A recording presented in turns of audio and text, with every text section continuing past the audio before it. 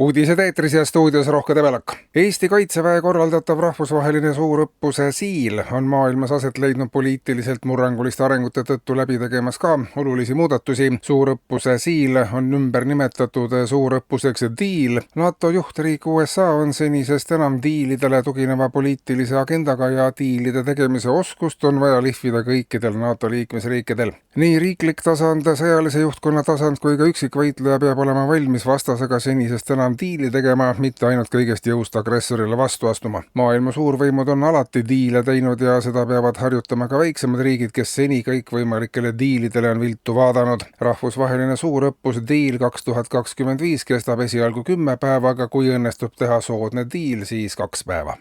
Eesti Energia annab aga teada, et eile läks kogemata tööle Auvere elektrijaam, kuigi teoreetiliselt on jaama personal sellise võimalusega arvestanud, ei suudetud kohe reageerida ja jaam töötas terve tunni enne, kui normaalne olukord taas suudeti kehtestada. Ametkondlik juurdlus peab nüüd välja selgitama, kuidas vahejuhtum üldse aset leida sai, sest Auvere elektrijaam ei ole töötamiseks projekteeritud. Sellele vaatamata juhtub mitu korda aastas ikka, et jaam hakkab ootamatult tööle ning eelhoiatussüsteemid ei ole olnud tasemel. Ka tulevikus ei ole välistatud sarnased vahejuhtumid ning ilma vastava lisatasu kehtestamiseta elektritarbijatele ja uute investeeringutega jääb olukord ebastabiilseks ka edaspidi.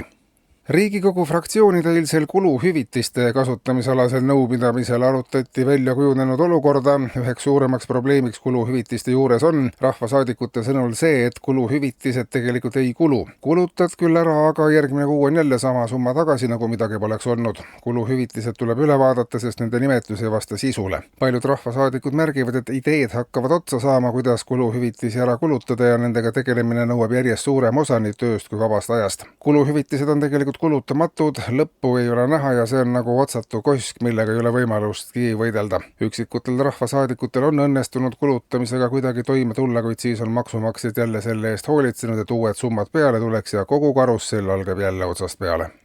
Ja innovatiivset valitsuses on laual lastetoetuse lõpetamise ja selle asemel lastetustoetuse ellukutsumise seaduseelnõu. Lastetoetused on läbi aastate olnud suur kulu riigieelarvele, samuti on lapsed suureks koormaks lapsevanematele, kes ei saa piisavalt puhata, reisida ja meelt lahutada, tegeleda hobidega ega teha piisava intensiivsusega ametialast karjääri. Vaatamata mitmetele riigi sammudele ja selgele kommunikatsioonile on lapsi saavate inimeste arv ikkagi märkimisväärne ja ilma rahalise motivaatorita võib üldrahvaliku lastetuse saavutamine ollagi aastatepikkune protsess. Lastetustoetust hakatakse maksma esimese mittesündinud lapse pealt 200, teise pealt 500 ja kolmanda pealt 700 eurot kuus. Eetris olid uudised.